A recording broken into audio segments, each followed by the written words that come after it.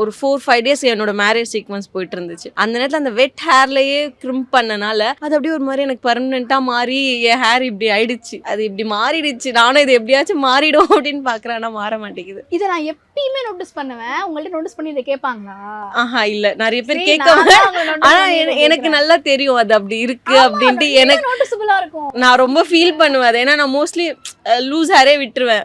பெருசாக ஹேரை போட்டு டிஸ்டர்ப் பண்ண வேணாம் அப்படின்றது தானே ஒரே ரீசன் தான். நிறைய ஹேர் ஸ்டைல் போட்டு ஹேரை டிஸ்டர்ப் பண்ண வேணாம் அப்படின்ட்டு நான் ஃப்ரீ ஹேர்லேயே போயிடுவேன். மோஸ்ட் ஆஃப் த சீன்ஸ் எனக்கு அப்படி தான் இருக்கும். ஆனால் அதுதான் அது ஒன் ஆஃப் த ரீசன் நான் ஒன்று லூஸ் ஹேர் விடுறதுக்கு.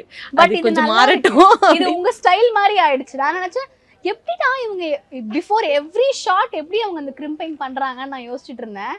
கடைசியில் உங்களுக்கு அப்படிலாம் யாருமே பண்ணாதீங்க. அப்படி பண்ணீங்கன்னா உங்க ஹேர் தான் ஸ்பாயில் ஆகும் தேவையில்லாம. அது ஒன்ஸ் அப்பான் அ டைம் அப்படி ஆயிடுச்சு. அப்படி நாங்களும் அதை விட்டுட்டோம்.